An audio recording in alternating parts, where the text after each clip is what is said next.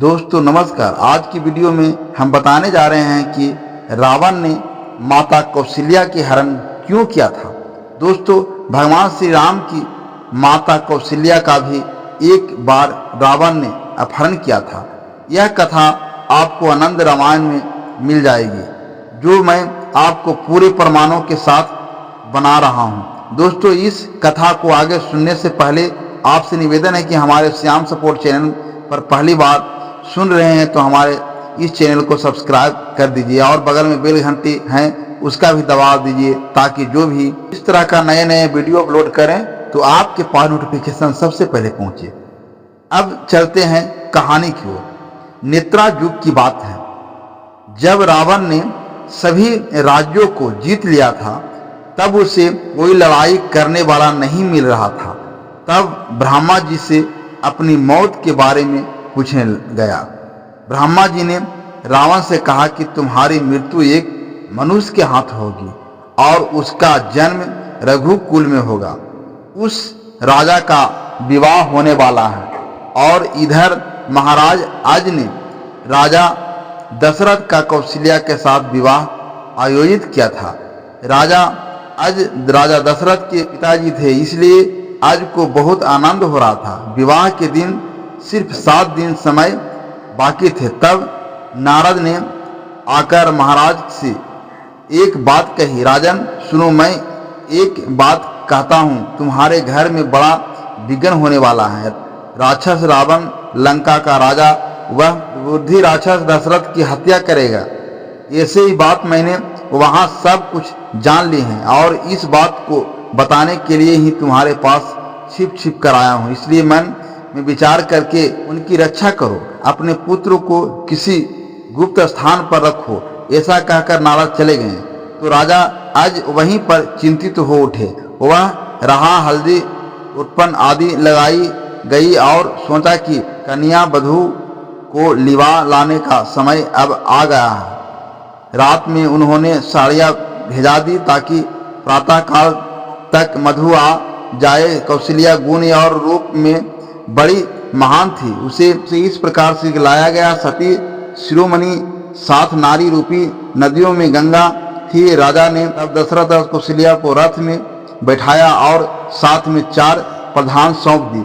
दूसरे सेवकों की तो कोई गिनती नहीं थी। वशिष्ठ मुनि एक विद्यार्थी को तब प्रकार से पुरोहित बनाकर उन्हें सौंप कर उसके पास भेज दिए। दूसरी वस्तुएं जितनी चाहिए थी उतनी गाड़ी में भर ली गई। फिर राजा ने प्रधान से यह बात कही कि तुम स्वयं पूर्व देश की तरफ जाओ और समुद्र के एक टापू में जाकर रहो, जिससे अन्य कोई या जान ना पाए। वह वर और बंधु का विवाह कराओ और जब मैं बुलाऊं तभी वहां से आना। ऐसा छल प्रपंच करके राजा ने वर और बंधु को विदा किया। रात के समय में वह निश्चय पूर्वक चले गए। उन लोगों ने घोड़े के वायु वेग से दौड़ाया, पूर्व समुद्र के किनारे जाकर सुनिश्चित होकर बैठ गया और समुद्र के मध्य के उन्होंने नौका को रखा जहां था पानी था। अंत में नौका आधा कोस बढ़ी थी और उसकी रचना मंदिर जैसी थी। उस स्थान पर सब थे। उसके बाद 4 दिन बीत गए, परंतु सागर में जिस प्रकार नौका रही उसका ज्ञान रावण को नहीं हो पाया। तब रावण दशमुख को अपार क्रोध आया और उसने सोचा मैं अभी जाकर उन्हें जान से मार डालूंगा। रावण क्रोधित होकर चला। वह पंछी की तरह आकाश में उड़ रहा था। रात के समय वह जा पहुंचा और सागर के मध्य में नौका थी। उस राक्षस ने पूरा मौका देखकर वधु को नौका से निकाल लिया और जोर से एक बार गदा मारकर नौका को 2 टुकड़े कर दिया। बहादुर बुद्धि राक्षस कन्या को लेकर चला। देव गति जानी नहीं जाती। एक पेटी में कन्या को रखकर लंका में ले गया। उसने पेटी की एक मछली को सौंप दी और कहा इसे अच्छे पूर्वक रखो। दोस्तों एक बात बता दें कि दोस्तों उस समय मछली और पशु पंछियों मनुष्य की भाषा बोलते थे, जिसका प्रमाण आज भी है। तोता आज भी मनुष्य की भाषा बोल लेता है। ऐसे त्रेता युग में सारे पशु पंछी भी मनुष्य की भाषा बोलते थे। आज तो कलयुग चल रहा है। इस समय मनुष्य की भाषा भी बढ़िया से नहीं बोल पाते हैं, लेकिन वह युग दूसरा था। चलिए पेटी का एक टापू में रखी और इधर उधर घूमते हुए चारा खाती रही और उसे देखती रही। रावण ने जान लिया कि शत्रु का क्षय हो गया है, तब मन में आनंदित होकर घर चला गया। उसने सोचा कि ब्रह्मा की आज्ञा मानकर मैं कन्या को नगर में ले आया हूँ, परंतु हबी की इच्छा कुछ दूसरी थी। कोई उसका अंत नहीं जानता था। जगदीश जिसको चाहते हैं वह उसकी सहायता करते हैं। उसके सब दुख उसी समय उसी स्थान पर नष्ट हो जाते हैं। जब नौका भंग हो जा गई तो सब लोग पानी में डूब गए, लेकिन वैकुंठ राय भगवान ने सहायता की।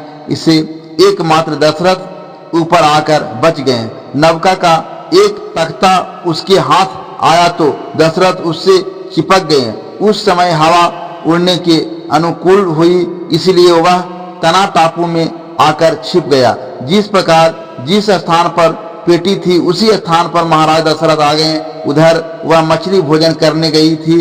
दशरथ टापू में पहुंच गए और उस पेटी को देखकर उसके पास गए। उसे खोलने पर चकित हो गए। तब कौशल्या को देखकर राजा दशरथ आनंद से भर गए। इतने में नारद जी वहां आए जहां वर बंधु बैठे थे। मुनिवर ने उन्हें आशीर्वाद देते हुए गंधर्व विवाह पति से उनका परिणय करा दिया। मुनि नारद ने वधु बंधु को प्रति अच्छा या वचन का पति पत्नी मंगल रूप हो त्रिभुवन का राजा तुम्हारा पुत्र होगा, तुम्हारे भाग्य का पार नहीं है। रमा रमन भगवान विष्णु तुम्हारे ही यहाँ अवतारित होंगे। इस प्रकार भार इस स्थान पर ठहरो, इसके बाद में अपने नगर को चले जाना। इसके बाद उन्होंने उन दोनों को पेटी में रखा और उस पेटी को जैसे थी वैसे बंद कर दिया। मन में धीरे रखो ऐसा कहकर नारद चले गए। श्रोताओं, सुंदर पवित्र राम कथा सुनो। नारद मुनि ने दशरथ का विवाह कराया और कुशल वार्ता बताकर चले गए।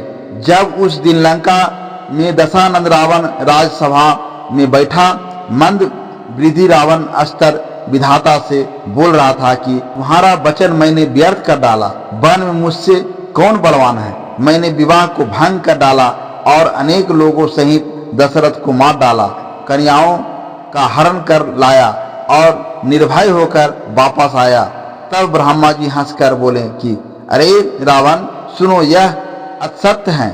समझ लो, भाग में लिखा हुआ कभी मिटता नहीं है। दशरथ और कौशल्या का विवाह हो गया है। तब रावण ने कहा, मैं कैसे सत्य मान लूं?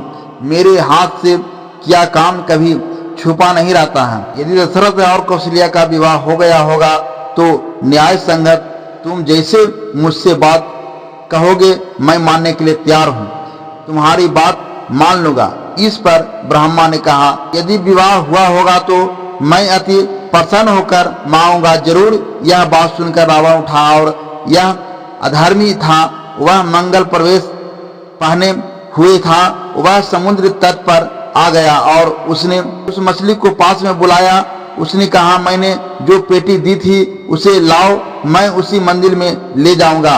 तब बलबाऊ मछली चला गया और उसे तत्काल उस पेटी को लाकर दे दिया। तब जाकर देखा कि रावण पेटी लाया है। उस समय उसने सभा में पेटी रखी तो उसके मन में अपार आनंद था। जैसे कि खोलकर देखा वैसे ही उसने वर और बंधु को देखा। उसका आवेश मनोहर था। उन्हें देखकर लंकेश विस्मित हो गया। बाद में उस समय क्रोध करके उसने निश्चय पूर्वक चंद्रहास खड़ग हाथ में लिया और उसने सोचा, इनसे मेरा शत्रु उत्पन्न जरूर होगा, इसलिए मैं इन्हें नष्ट कर डालूंगा। जैसे ही वह उन्हें मार डालने के लिए उठा वैसे ही ब्रह्मा जी आकर खड़े हो गए। उन्होंने कहा, हे राजन, आपने मुझे वचन दिया था, अब उसका पालन करो।